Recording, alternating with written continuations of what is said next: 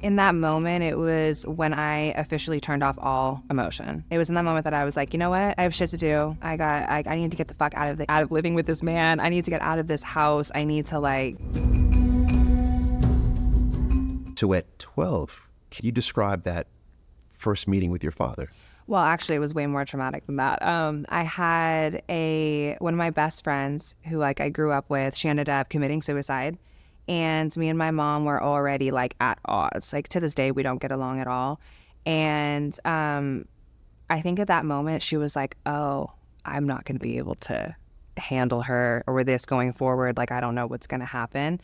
And I'm sorry, this is your mother saying my mother. Mm-hmm. So she basically called my dad, who I had never seen, and was like, come get her. And I was like, what?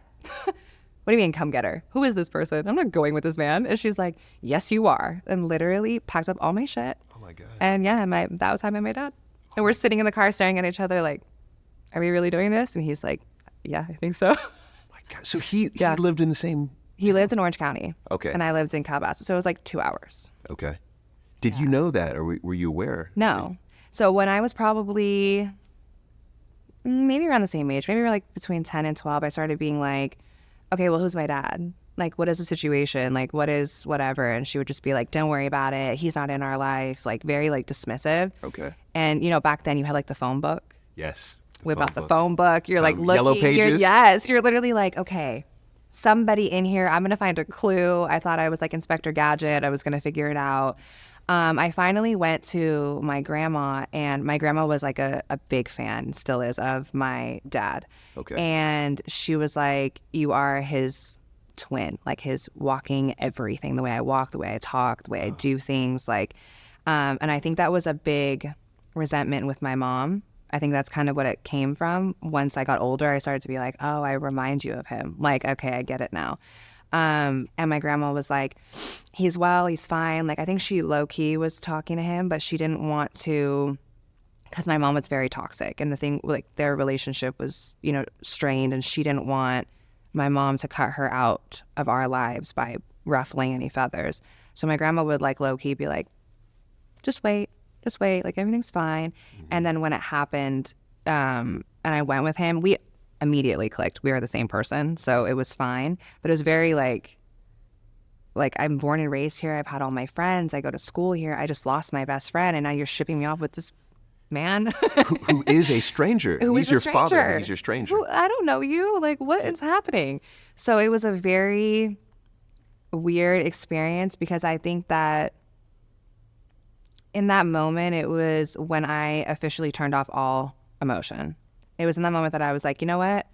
I have shit to do. I need to get the fuck out of living with this man. I need to get out of this house. I need to figure out what I'm going to do with my life. And it just even made it even quicker that I had escalated my growth and lost my adolescence and innocence in all senses. So when I moved there, I just was miserable. I absolutely hated Orange County. I still hate Orange County, but I literally was like, oh, this is awful. And my dad was great, and he tried, but he just didn't know what to do with me. And at that age, right. God bless. That's a critical age. Yeah, for any boy, girl, but that's critical. Yeah. So how long were you with your father? I was there a year before he sent me to boot camp. Are you serious? Boot camp? Oh yeah. Yeah, I was a lot. I was a force. And what's so funny is, to this day, I swear on everything I love, I've never done a drug in my life. I'm not even I'm wild, but it was more of just you can't tell me anything. I want to do what I want to do. And he was just scared. He didn't know what to do with me. And he was like, I don't think she's doing anything, but she's also trying to stay out till 2 a.m. and she's trying to act like she's 20, and I don't know what to do with her. So he sent me to my aunt, who was actually going through chemo and going through a lot. She literally lived in the middle of nowhere in the woods of Texas. Wow, and that's where he sent me. And he was like, you guys figure this out. And from there, I went to school there for about a year, and I filed for emancipation before, as soon as I got there. And I ended up getting it. And so I came back home for my senior year of high school, back to the school with all my friends and everybody that I knew. And I was like, oh, like, I've completely outgrown everyone and everything here. Like, this is so weird. And so I started, I did like the early, I don't know what they call it, like early graduation, I guess. Yes. Like, I don't know, to like speed up the process. I was like, okay, how quickly can I get out of here with like the least amount of work? Okay. Do we have 5 hours to go back over this? I know, it's a lot. So you're passed from one stranger to a second stranger. Yeah. Are you in communication, or do you see your mother? No, I want nothing to do with her. Throughout all of that? All of it. I didn't talk to her for years. So I have to ask, you were alone, literally. Yeah. Yeah. My aunt is like one of my best friends. Like, my dad knew at a certain part, he was like, you need a woman to be with you at this age for sure. But also, she's very blunt and harsh. We're very similar. Like, the whole family is identical. Okay. So he was like, you're still gonna learn everything I want you to learn, and you're still gonna be able to take care of yourself different than most females based on who's raising you. And so she was still the best person looking back to be with for sure. Do you feel like you did not have a childhood? Absolutely. Yeah, without a question. I joke about it all the time. Like, people talk about kids' movies or this or that, and I'm like, I don't know what that is. Like, I didn't do any of that. Cartoons. So, not really. Playing with toys, dolls. Like, my mom tells a story all the time that when I was 2 years old and I look at my son and I'm like, how did that even, like, how? She was like, you used to get up, and she would like leave everything down because she was pregnant with my sister and really sick at the time. She was like, you would get up, make your own cereal, and turn the TV on and sit on the floor and watch TV. I was like, you're proud of that story? Right. Like, that's crazy. Right. And like, looking at my 2-year-old, I'm like, I couldn't leave you alone for 5 minutes. Nonetheless, me be like asleep and you're making cereal. Like, God forbid I hear you open anything. I'm like running. So it's just a very, like, I mean, I don't understand. There should be like a aptitude test for having children. Like, there needs to be some sort of like test to approve you to have a child, because it's honestly wild. Yeah, I'm with you. I think it should be much harder to have children. It should be. And much harder to get married. I agree with that. Oh, because I'll never get married. They'll be like, she fails. I'm like, thank God. Never allow her to be married. Never allow it. Yeah, but no, I'm with you. And I actually think it should be much easier to get a divorce. It was the worst thing I've ever done in my life, and it was longer than my marriage. Okay, well, we will talk about it. We will talk about it. But my I'm fascinated by this part of your story because I was unaware. I don't think anyone knows my story. I've never talked about it. Why do you feel like this is important to tell your story for the first time?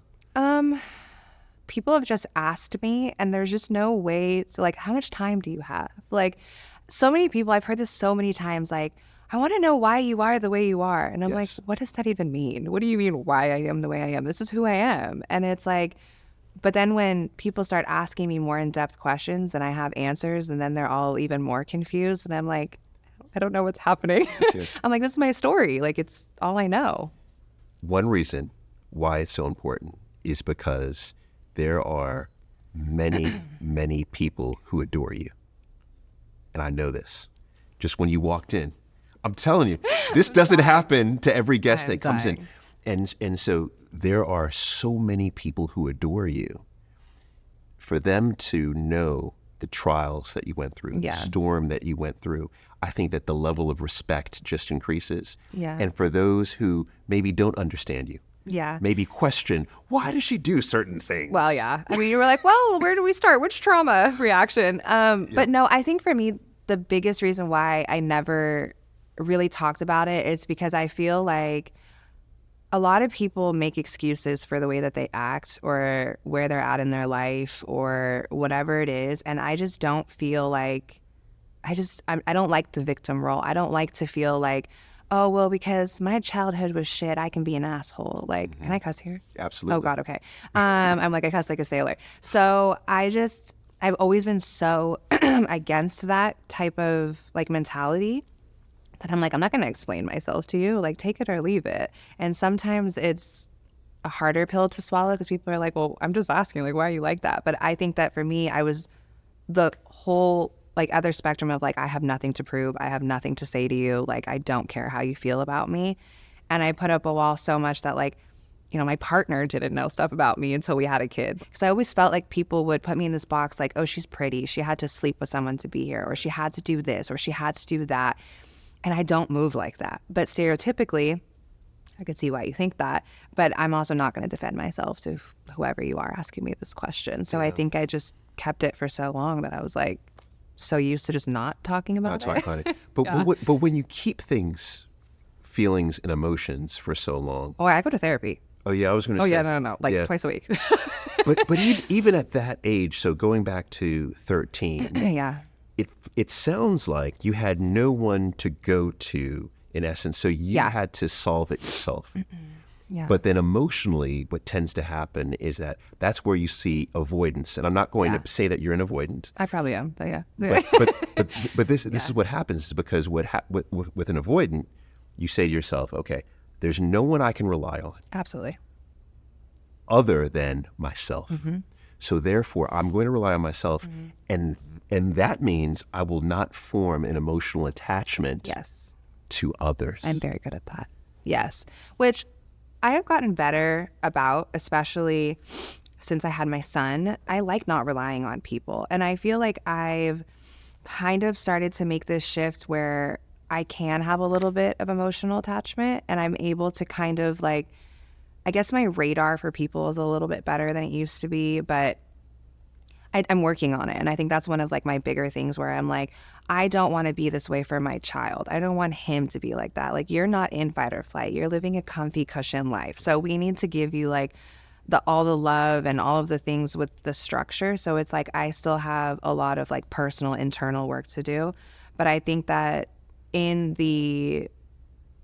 learning all of that, I've really like distanced myself from majority of people, especially the last 2 years. I've been like, and the show and everything that's unfolded, I'm like, wow, people are something else. People are something else. Like, they are. I thought it was bad before. This show brought out the ugliest of the ugly.